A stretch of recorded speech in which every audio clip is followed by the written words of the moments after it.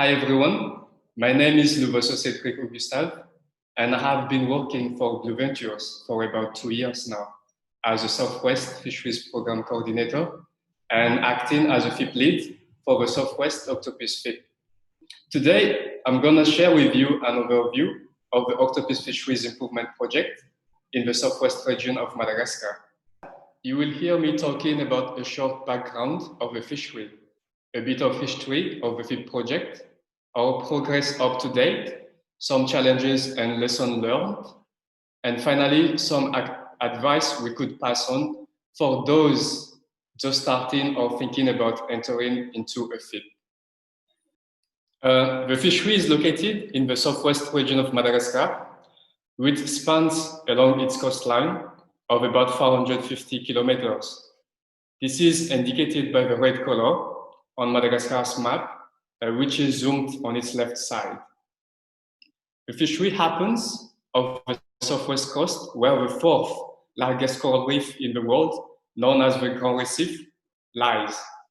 So, Octopus cyanea is the primary octopus species caught in the fishery and is the most common commonly found species on the tropical Indo-Pacific coral reef.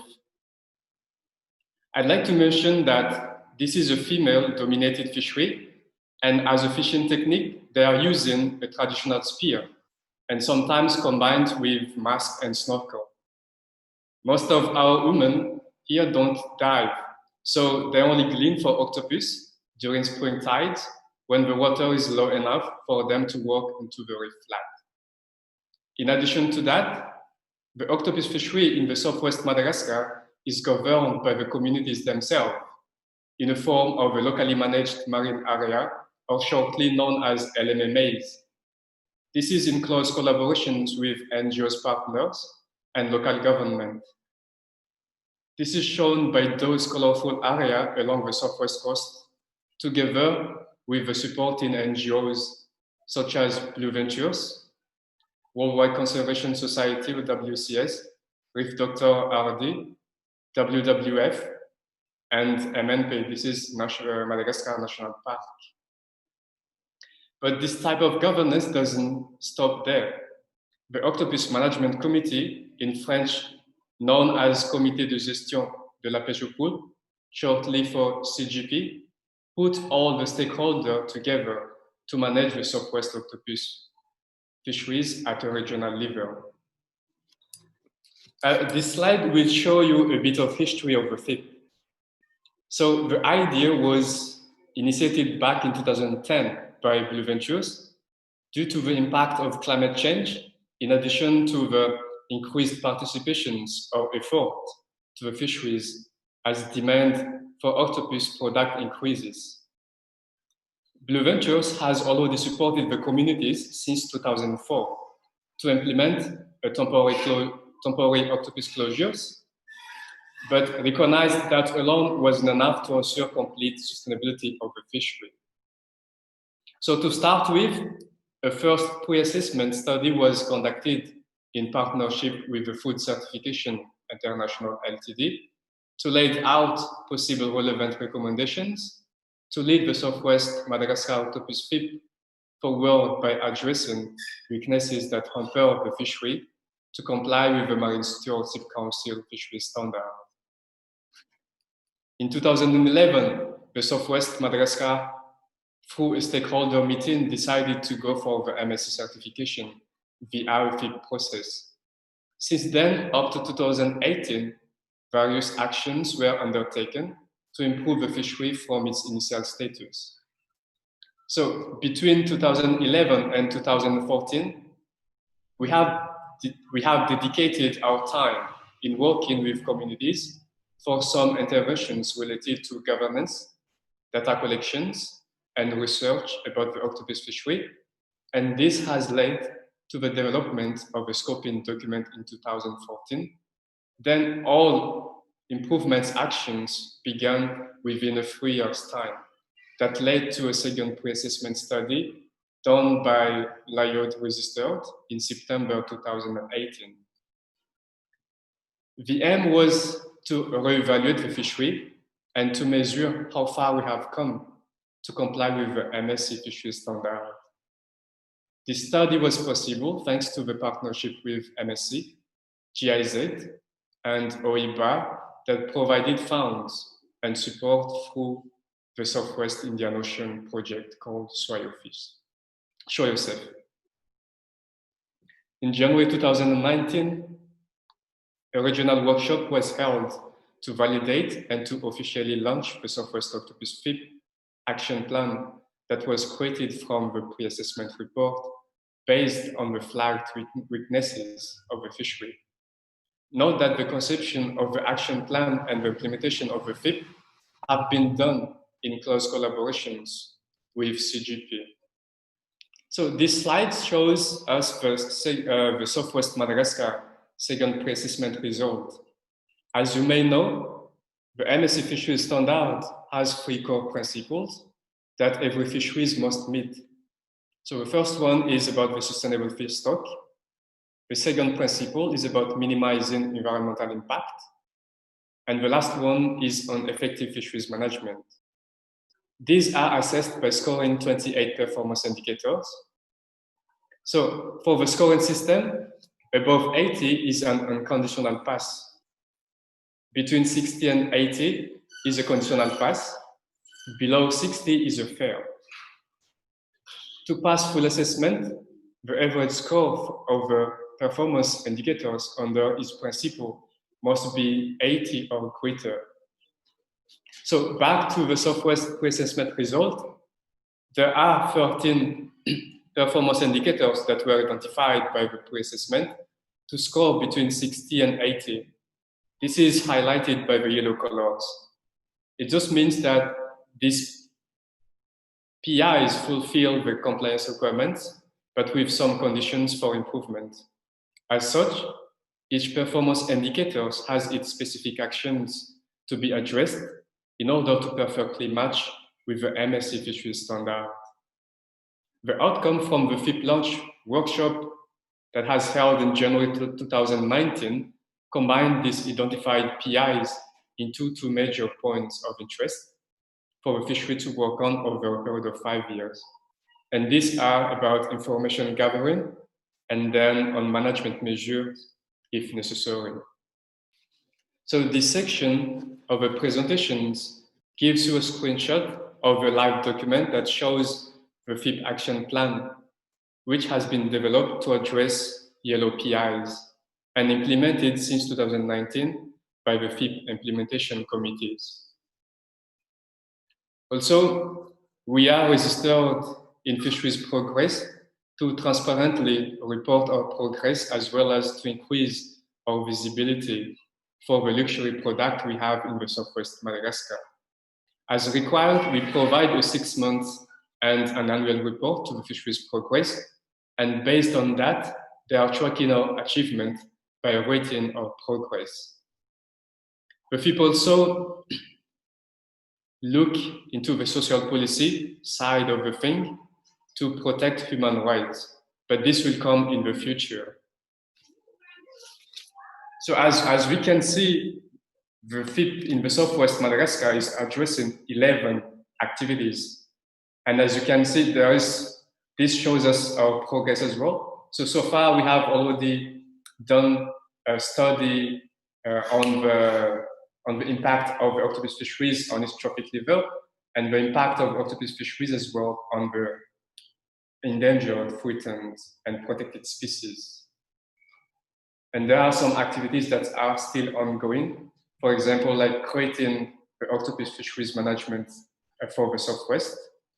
Also, we need to provide some evidence compliance to secondary species management. But these are all under achievement at the moment. So one big achievement that we have done in March 2020 is to officialize the platform known as the CGP. And this will start for lobbying on this time. So as all the project, running the FIP is not an easy task.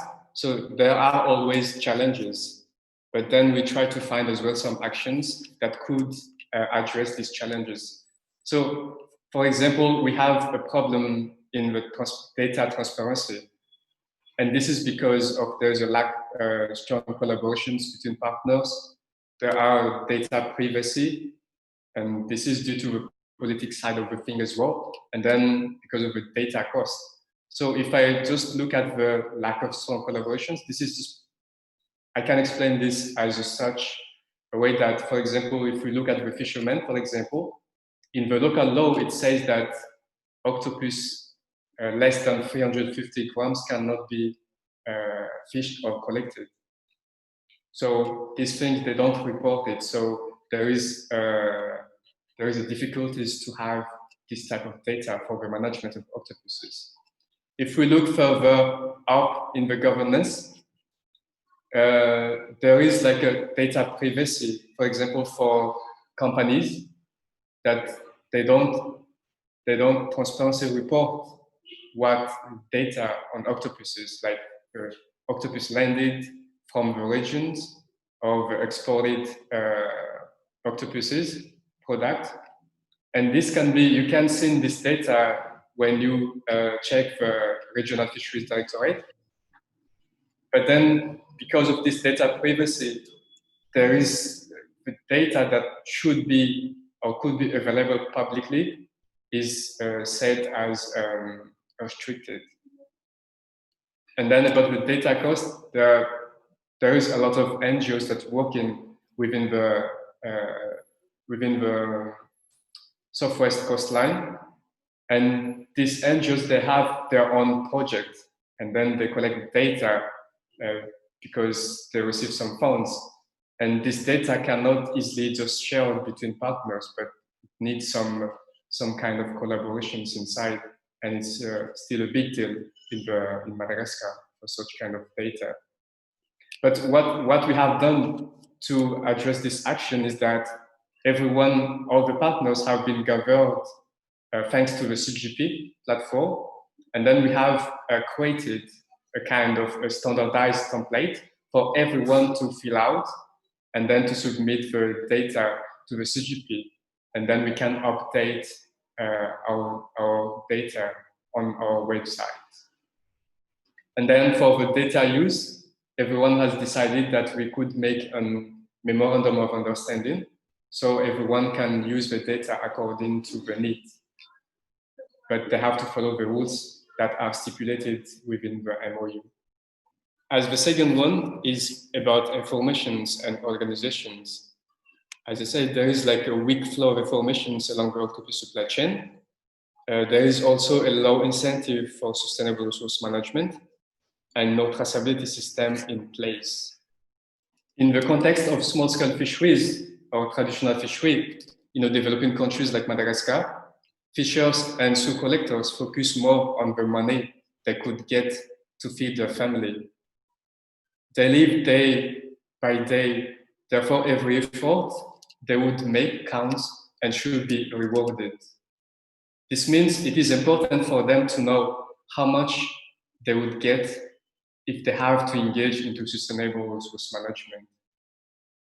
Here, the main issue is that the fishers don't have any idea of where their catches are being sent or who is going to buy and or eat their octopus for what price. Likewise, stakeholders outside of collectors and exporters also lack this kind of information.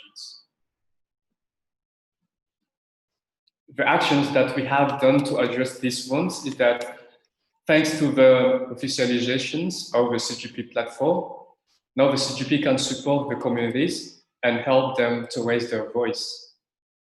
Also, we have looked at a better way to add value to the octopus product so that the communities could benefit right away from improving octopus quality or improving the way how the communities or the cleaners can improve their way of catching octopuses.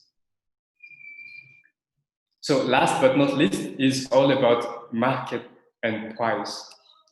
So here we have a lack of license management plan and also combined with non-compliance. So with a minimum size or license boundaries and the IUU fishing. So what do I mean by this is that here in Madagascar, it's like if you have money and then you can get what you want. So this is still the basic things. That means that for the collectors, there are too many collectors, independent collectors that arrive in the zone, and everyone has their permit to collect octopuses or to sell octopuses, but this is within a restricted zone. But because of lack of law enforcement, so some of the collectors, they don't respect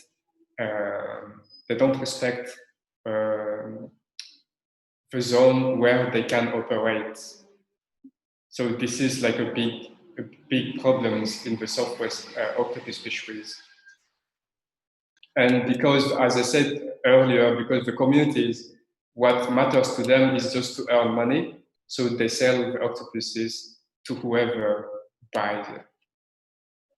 So what we have done to address this one is that we could just increase the visit of authorities to remote areas, and then we support the authorities as well to improve for improvement actions. And then we increase communications between stakeholders to talk about how we could manage and govern the southwest octopus fisheries. So this next slide will just share with you all the lessons learned and to give you as well some advices. First of all, what we could see is that the concept of the FIP is not really well understood by all stakeholders. So the kind of advice that I can say that you need, if you want to start a FIP or thinking about it, you have to really put more effort into stakeholder consultations to ensure everyone's engagement and commitment. Also, you have to ensure that all stakeholders involved in the octopus fisheries are included in the FIP and are actively participating. And make sure that the FIP process is clear, well perceived and understood by everyone. And also you need a strong collaborations with MSC, because when you do the FIP, you use the MSC fisheries standard, and there's a lot of, we have the 3 principles and 28 performance indicators. With all of this, with some requirements. So you really need to understand and to know what you are doing. So you have to keep in touch with the MSC guys to support them, for them to support you and to lead you further into your goal. And ensure that all the stakeholders' responsibilities are well defined in the first, well defined when you run the first workshop meetings. The communities, they live day after day. Their lives depends entirely on the sea. So they go out early morning, and then they come back in the afternoon, and then they sell their catches, and then the money they get, they use that to feed their family. So the MSC standard, this is all about resource management and sustainability. So the community doesn't have time to engage inside the sustainability of the resources if they don't have any way or any means of feeding themselves. So as an advice, even there is such kind of challenges, you could still, within the supply chain that you have on the octopus product, you can still find a way of adding value to octopuses. So in a way that it can give, or it can reward the communities a bit. And thanks to the fisheries progress, they are starting to include this. But this is a nice thing for fisheries progress to put on. But as a FIP lead, I see that putting something in the middle of the project is not really a good idea, because this is not the same thing that has been discussed with the stakeholders in the beginning of the project. So it makes a kind of tension between stakeholders on how on how to address human rights within the FIP. And based on the different situations that exist in Madagascar, this addressing human rights will be a kind of a challenging task as well. The good thing is that the existence of LMMAs, the locally managed marine area, that made the FIP implementations easier. Why do I say that? Because the communities is already engaged into resource management and conservations. So they work on data collections, they work on kind of feeding back the data to communities, and they use this data to support the decisions. For example, here we have the octopus closures. So the communities are really engaged inside that. And then having the FIP, implementing the FIP within the community, with contribution with the community, is already a plus.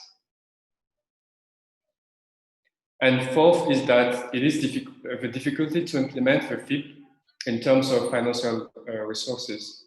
What I mean by that is that the FIP process requires high cost and budget, which should be transparent and shared between stakeholders in a way that ensures ownership. But here in the Southwest, there is an imbalance between partners on who should fund the FIP activities and as such. But still, we are moving forward, and we always find a way to support our communities and to lead this FIP further into certifications. Thanks, everyone. That was a bit of overview of the octopus FIP in the southwest region of Madagascar. So thank you for your kind attentions. And if you have questions, please, I invite you to register for the Q&A live questions, and I will be there to answer all of your questions. Thank you.